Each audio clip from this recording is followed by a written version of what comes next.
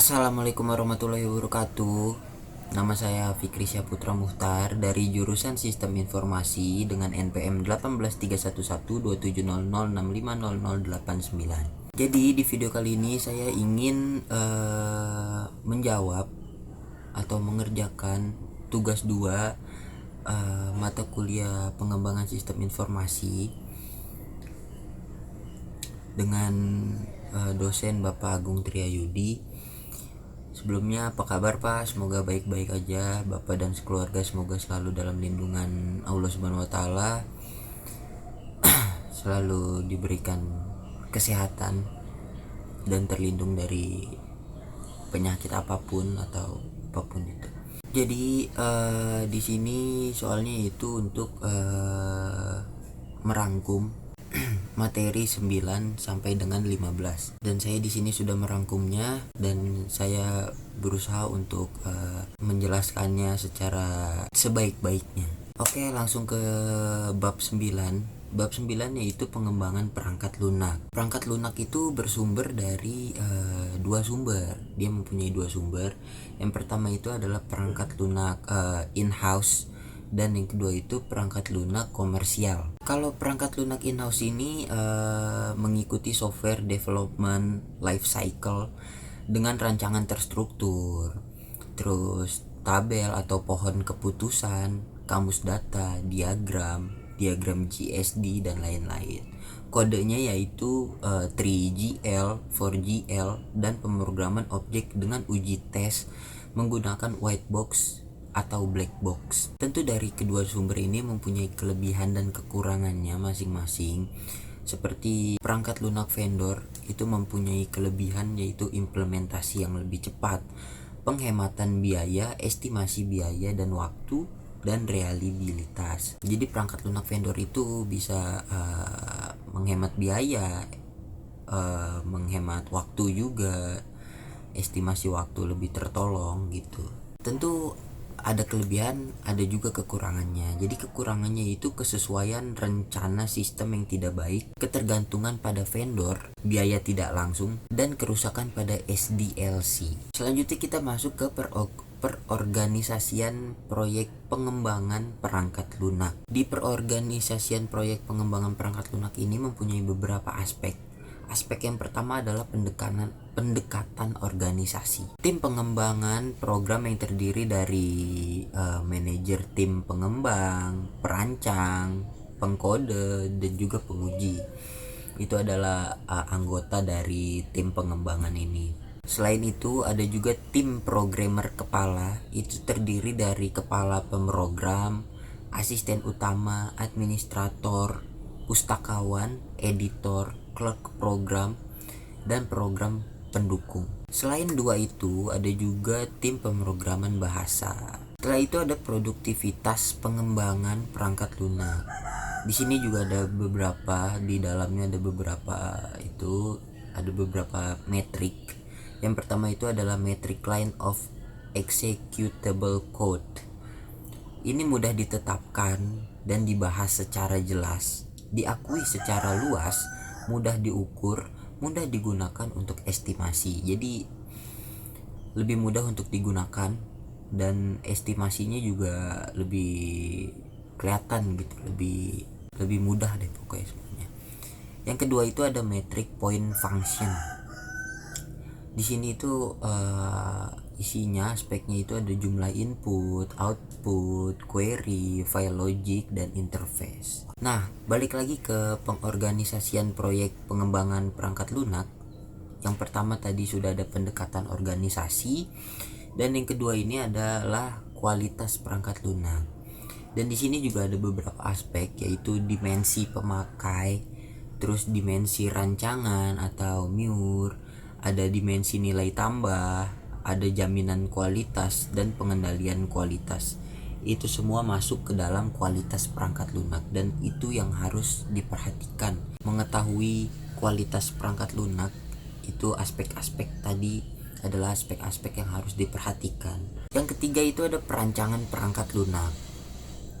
Jadi perancangan perangkat lunak ini ada dua, yaitu perancangan perangkat lunak terstruktur dan perancangan perangkat lunak berorientasi objek. Kalau perancangan perangkat lunak terstruktur itu orientasi pada proses dan data. Alat yang digunakan itu ada DFD, IRD, STD, bagan terstruktur, dan yang lain-lain. Dan perancangan perangkat lunak terstruktur ini mempunyai karakteristik, yaitu modul disusun secara hierarkis, menggunakan logika call or perform based, menggunakan alur kendali top to bottom atau bottom to top, repetisi dalam satu modul, konsep kendali standar. Itu adalah karakteristik rancangan. Jadi dia lebih ke tersusun aja gitu, terstruktur, karena juga modul yang disusun itu harus secara hierarki seperti itu. Kalau perancangan perangkat lunak berorientasi objek, itu alat yang digunakan yaitu sama DFD, IRD, STD, bagan terstruktur, dan yang lain-lain. Dan mempunyai tahapan yang dilakukan, yaitu mendeskripsikan objek, kelas, atribut, daftar operasi, memodelkan relasi antara objek dan kelas, memodelkan pewarisan, dan menggabungkan faktor Muir. Yang selanjutnya itu ada pengkodean perangkat lunak. Biasanya ini bahasa yang digunakan itu seperti 3GL, 3GL, 4GL, dan OOP. Dan pengkodean perangkat lunak ini mempunyai ciri-ciri, yaitu tidak ada keringkasan 3GL, dan pada 4GL keringkasan dapat menyesatkan. Terdapat efisiensi mesin pada 3GL, namun pada 4GL tidak ada. Pada 3GL kompilasi lengkap, pada 4GL kompilasi hanya terdapat sebagian. Dan pada 3GL fungsionalnya lengkap, namun pada 4GL fungsionalnya terbatas, dan lain-lain. Itu adalah perbedaan antara 3GL dan 4GL. Dan yang kita tahu kalau melihat perbedaannya di sini, 3GL itu lebih unggul ya. Selanjutnya yaitu ada jenis bahasa OOP. Ini itu kan jenis bahasa murni, contohnya small talk, terus ada Eiffel, terus ada juga jenis bahasa hybrid, contohnya seperti C++, Pascal, COBOL. Dan jenis bahasa saat ini adalah orientasi pengembangan OOP pada sistem operasi berbasis grafik, contohnya VBasic, Delphi, terus ada VFox Pro, dan lain-lain. Selanjutnya yaitu ada pengujian perangkat lunak. Tahapan pengujian itu ada, yang pertama itu pengujian modul, yang kedua pengujian integrasi, yang ketiga ada pengujian sistem. Di sini juga pengujian sistem itu ada jenis-jenisnya, ada pengujian pemulihan, ada pengujian keamanan, terus ada pengujian stres.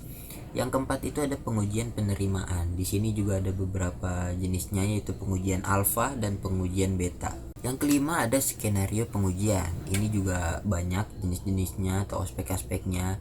Yang pertama ada pengembangan test case dan strategi pengujian.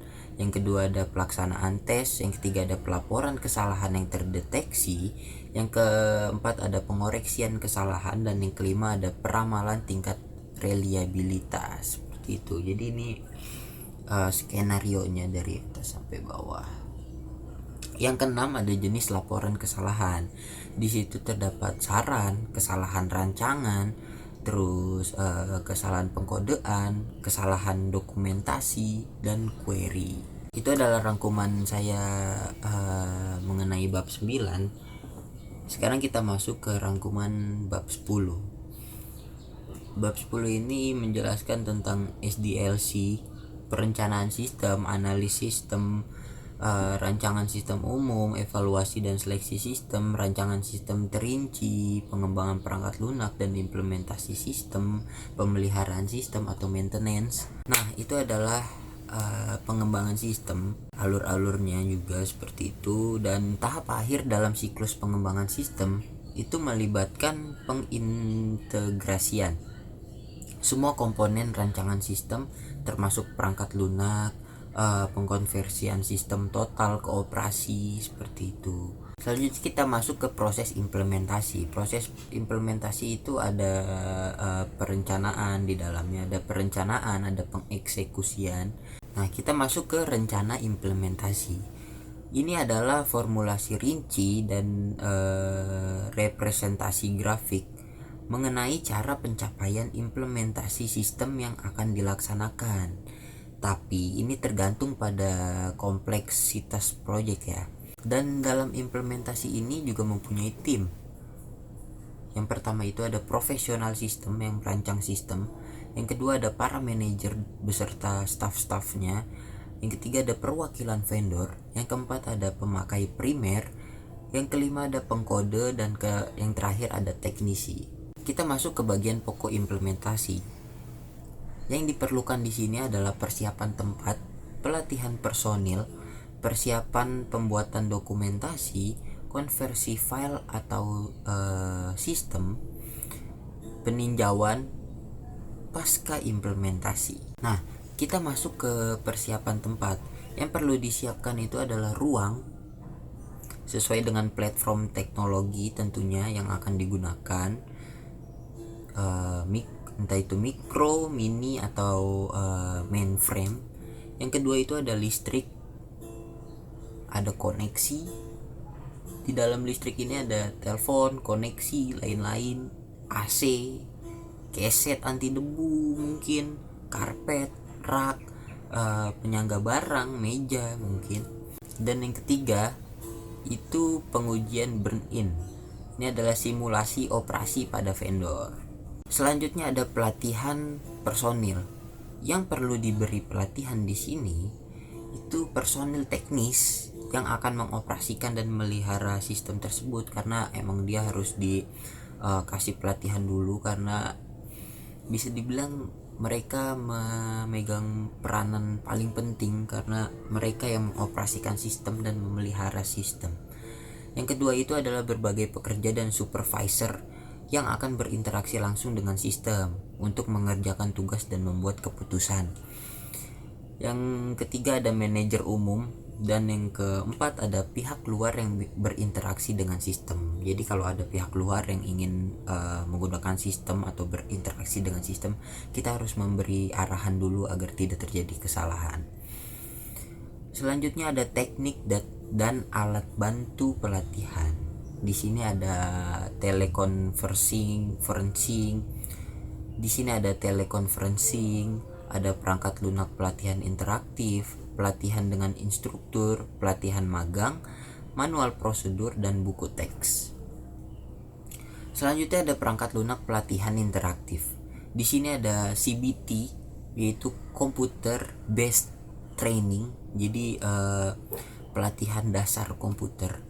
Terus ada ABT, Audio Based Training atau Video Based Training. Ada VOD, yaitu Video Optical Disc. Selanjutnya adalah menyiapkan dokumen atau yang sering kita sebut dengan dokumentasi. Jadi dokumentasi adalah materi tertulis atau video atau audio yang menjabarkan cara beroperasinya sebuah sistem. Dan di situ udah termasuk bahasan yang harus dikuasai oleh pemakai. Selanjutnya ada tujuan dokumentasi. Jadi kita melakukan dokumentasi itu ya ada tujuannya.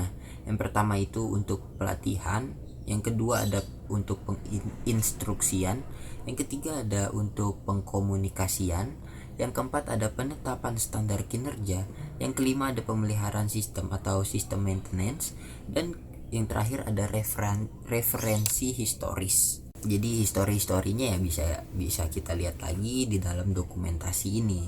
Itu pentingnya dokumentasi. Selanjutnya ada menyiapkan dokumen. Di sini ada 4 area utama dokumentasi. Yang pertama adalah dokumentasi pemakai, yang kedua ada dokumentasi sistem, yang ketiga ada dokumentasi perangkat lunak, dan yang terakhir ada dokumentasi operasi. Selanjutnya ada mengkonversi sistem baru. Ini itu merupakan proses pengubahan dari sistem lama ke sistem baru. Kompleksitas dan pengkonversian tergantung pada beberapa faktor. yaitu contohnya ada jenis PL, ada database, ada perangkat hardware, ada kendali, ada jaringan, ada prosedur. Dan di dalam mengkonversi sistem baru ini mempunyai metode. Yang pertama adalah konversi langsung, yang kedua konversi paralel, yang ketiga ada konversi pass-in, dan terakhir ada konversi pilot. Itu adalah bab 10. Kali ini selanjutnya kita akan masuk ke bab 11. Bab 11 ini adalah pemeliharaan perangkat lunak atau software maintenance. Jadi pemeliharaan perangkat lunak ini mempunyai beberapa jenis. Yang pertama ada jenis korektif, pemeliharaan korektif, ada adaptif, ada penyempurnaan, dan ada preventif. Nah, pemeliharaan ini juga mempunyai siklus hidup atau tahapan. Jadi di situ yang pertama ada memahami permintaan pemeliharaan, mentransformasi permintaan pemeliharaan menjadi pengubahan, menspesifikasi perubahan, mengembangkan perubahan, menguji perubahan, melatih penggunaan, dan melakukan tes penerimaan, mengkonversi dan meluncurkan operasi, mengupdate dokumen, dan melakukan pemeriksaan pasca implementasi. Itu adalah siklus hidup pemeliharaan atau tahapan-tahapan dalam pemeliharaan sistem. Yang selanjutnya itu ada maintainability atau yang kita tahu yang sering kita dengar adalah kemampuan pemeliharaan sistem. Di sini juga ada prosedurnya, jadi nggak asal-asalan. Kemampuan pemeliharaan sistem ini mempunyai prosedur. Yang pertama itu ada menerapkan SDLC dan SWDLC, mengspesifikasi definisi data standar, menggunakan bahasa pemrograman standar, merancang modul-modul yang terstruktur dengan baik, mempekerjakan modul-modul yang dapat digunakan kembali, mempersiapkan dokumentasi yang jelas, terbaru, dan komprehensif. Yang terakhir ada menginstall perangkat lunak, dokumentasi, dan soal-soal tes di dalam Central Repositor System Cache atau CMS, itu Change Management System. Selanjutnya ada mengelola pemeliharaan sistem. Di sini ada menetapkan kegiatan pemeliharaan sistem, mengawali dan merekam kegiatan pemeliharaan, menggunakan sistem perangkat lunak, helpdesk, dan mengevaluasi aktivitas pemeliharaan sistem. Yang terakhir adalah mengoptimalkan pemrograman pemeliharaan sistem. Itu adalah maintenance system atau pemeliharaan sistem. Selanjutnya kita masuk ke bab 12, yaitu perancangan sistem secara umum. Setelah tahap analis sistem selesai dilakukan, maka analis sistem telah mendapatkan gambaran dengan jelas apa yang harus dikerjakan. Nah, perancangan sistem ini dapat dibagi dalam dua bagian, yaitu yang pertama perancangan sistem secara umum atau konseptual, dan yang kedua adalah perancangan sistem secara terinci atau perancangan sistem secara fisik. Jadi ini sangat penting ya, karena di sini untuk memberi gambaran kepada pemrogram atau ahli-ahli teknik yang terlibat. Kalau mereka nggak dikasih gambaran ya bakal susah ke depannya. Jadi personil yang terlibat di sini ada spesialis pengendalian, personil penjamin kualitas, spesialis komunikasi data, dan pemakai sistem. Tadi adalah bab 12, sekarang kita masuk ke bab 13, yaitu perancangan sistem terinci. Di sini ada beberapa jenis. Yang pertama ada perancangan output. Ini mempunyai tujuan untuk mengubah data menjadi informasi yang berkualitas dan dapat digunakan. Tujuan akhirnya ini ya untuk proses pengambilan keputusan, dan informasi yang berkualitas dan dapat digunakan itu meliputi hal-hal accessibility, itu aksesnya kayak gimana, mudah apa enggak. Terus ada timeline ya, seperti yang kita tahu timeline ini dibuat sesuai waktu untuk melakukan aksi atau ketepatan menghasilkan informasi. Terus ada relevance, dan itu relevansi gitu, relevan apa enggak, kayak misalnya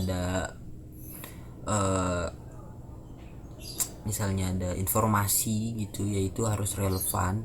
Terus ada akurasi dan ada usability. sesuai dengan model mental atau tipe cognitive user.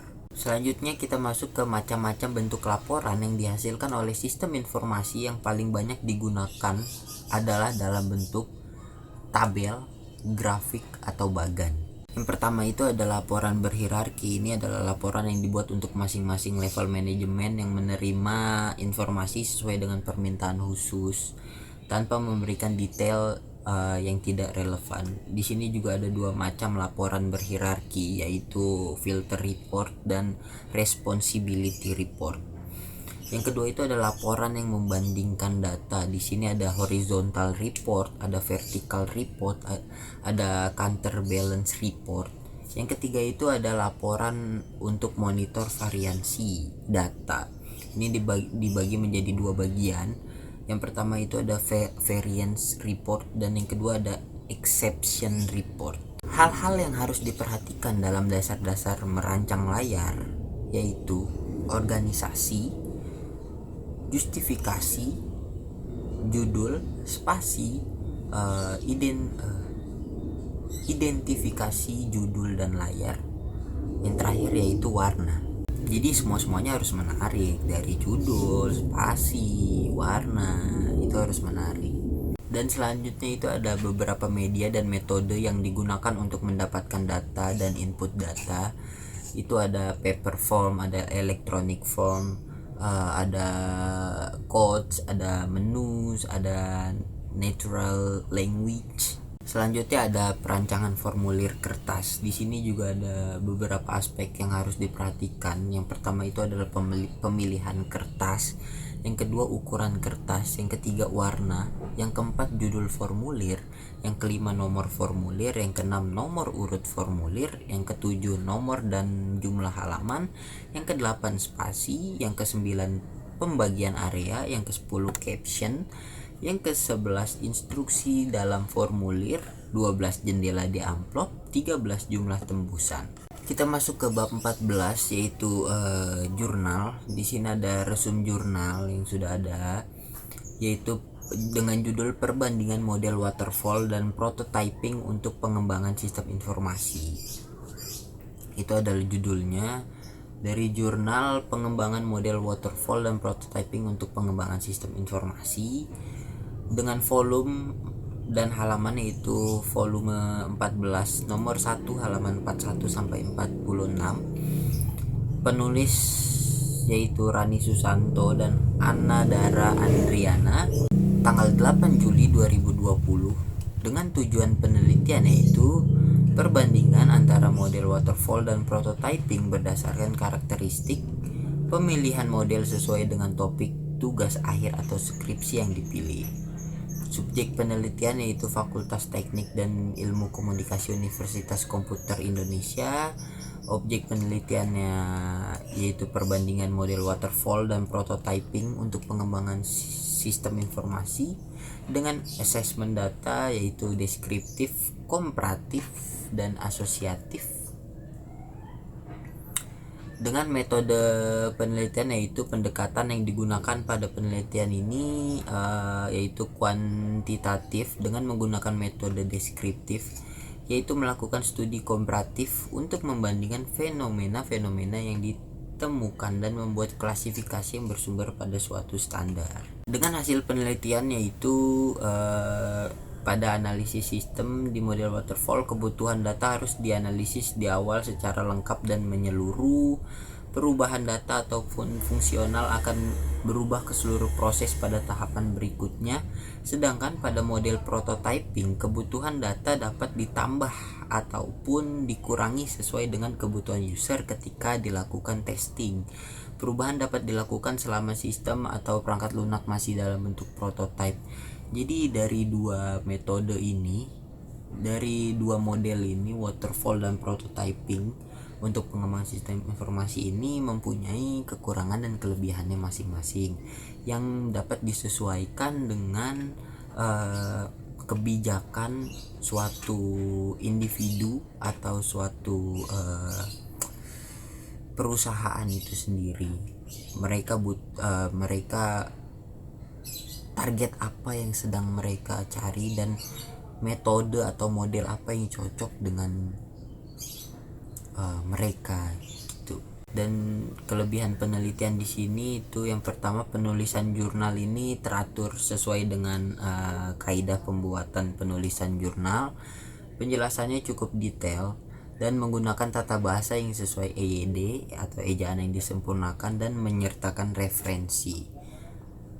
Dan kalau kekurangannya nggak terlalu banyak sih, mungkin validator dalam penelitian jurnal, terus pace penulisan dan jumlah halaman kurang teratur dikit aja. Terdapat beberapa istilah yang hanya dimengerti oleh bidang tertentu ya. Terus ada desain tampilan pengembangan web agak kurang menarik, mungkin bisa ditambah warna lagi lebih banyak atau ya untuk menarik perhatian.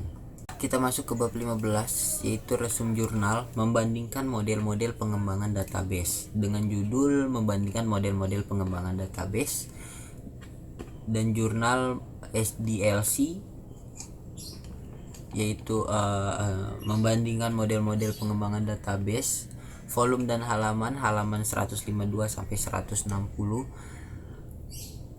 tahun 2018, 20 sampai 21 Agustus 2018, dengan penulis Simbong Mangiwa, Oktri Wahyudi, Dwi Nofri Hendra, Nugroho Satrio Semedi, Iwayan S. Wicaksana. Dengan tujuan penulisan yaitu mengidentifikasi pengembangan model database yang efektif dan efisien. Dengan subjek penelitian yaitu Fakultas Teknologi Informasi Universitas Gunadarma. Objek penelitian model-model pengembangan database dengan asesmen data, studi dokumen, komparatif dan asosiatif. Dengan metode penelitian yaitu Capability Maturity Model atau CMM dan SDLC atau siklus hidup pengembangan sistem, RAD dan spiral. Dengan hasil penelitian yaitu win-win spiral model yang merupakan bentuk modifikasi dari spiral model yang biasa. Modifikasi ini dianggap perlu karena pada spiral model yang biasa proses pemrolehan rekrutmen dianggap hanya sekali dan klien dianggap dapat memberikan detail-detail yang diperlukan sebagai landasan dari aplikasi yang diminta secara searah. Perbedaan mendasar pada spiral model dengan win-win spiral model itu pada metode kesepakatan awalnya. Pada spiral model biasanya proses komunikasi dari konsumen dilakukan secara searah, maksudnya developer hanya menerima order dari klien dengan asumsi bahwa konsumen telah mempunyai tawaran yang tidak dapat diganggu gugat. Proses komunikasi di awal iterasi dilakukan secara negosiasi sehingga pihak klien dan developer dapat mendapat kesepakatan yang tidak berat sebelah. Seperti itu. Kesimpulannya adalah melalui perbandingan pengembangan model database tersebut, maka dapat disimpulkan bahwa model yang efektif dan efisien untuk database dengan sedikit siklus pengembangan dapat menggunakan model RAD. Model CMM efektif dalam pengembangan sistem yang semakin matang dan tepat waktu. Sedangkan untuk sistem yang berskala besar dengan database yang kompleks menggunakan model spiral atau win-win spiral. Kelebihan penelitian di sini ada penulisan jurnal sama seperti tadi, menggunakan tata bahasa yang sesuai dengan EYD, menyertai referensi, penulisan jurnal teratur. Kekurangannya mungkin hampir sama juga kayak tadi ya. Terdapat beberapa istilah yang hanya dimengerti oleh bidang tertentu seperti itu. Oke, mungkin segitu aja yang bisa saya sampaikan. Kurang lebihnya mohon dimaafkan. Wabillahi taufiq wal hidayah. Wassalamualaikum warahmatullahi wabarakatuh.